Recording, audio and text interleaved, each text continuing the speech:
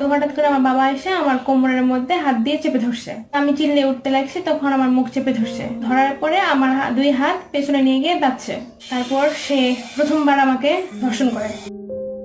বাবা, যেখানে একটা সন্তানের সবচেয়ে নিরাপদ আশ্রয় হওয়ার কথা, যেখানে ভয় থাকলে মাথা রাখলে শান্তি পাওয়ার কথা, সেই বাবাই যদি হয়ে ওঠে সবচেয়ে বড় ভয়, তাহলে একটা মেয়ের জীবন কেমন হয় কখনো ভেবেছেন? এই গল্পটা ঠিক তেমনই এক মেয়ের গল্প।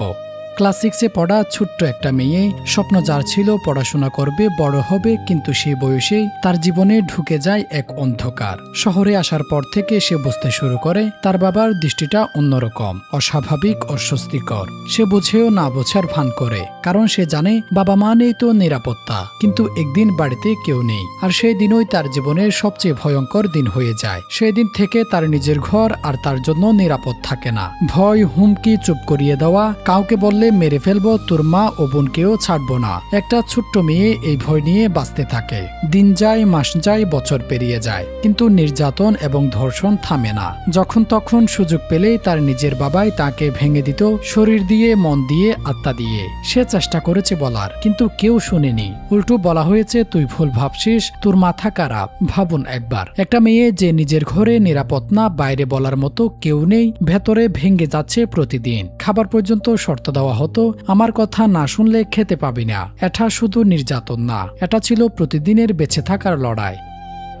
ক্লাস 9-এ উঠে প্রথমবার সে সাহস করে বলে, আমি পুলিশে যাব, কিন্তু সেখানেও ভয়, পুলিশ কিছুই করতে পারবে না। আবারও চুপ হয়ে যায় সে।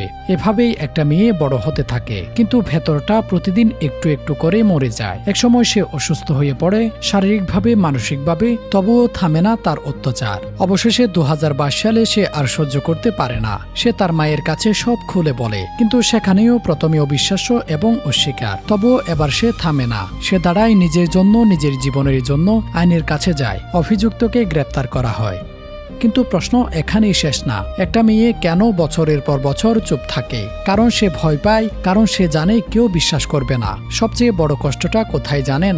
যখন অপরাধী ঘরের ভেতরেই থাকে, আর বাইরে সবাই বলে ও তো ভালো মানুষ। আজ একটা কথা মনে রাখুন, নির্যাতনের দায় কখনো ভিকটিমের না। সে চুপ ছিল কারণ সে ভয় পেয়েছিল, সে বলেনি কারণ তার বলার মতো জায়গা ছিল না। দোষ একটাই, অপরাধীর। বাবা, যে শব্দটা শুনলে নিরাপত্তা মনে হওয়ার কথা, সেই শব্দটাই যদি কারো জীবনে আতঙ্ক হয়ে যায়, তাহলে বুঝতে হবে সমাজ হিসেবে আমরা কোথাও ভয়ঙ্করভাবে ব্যর্থ।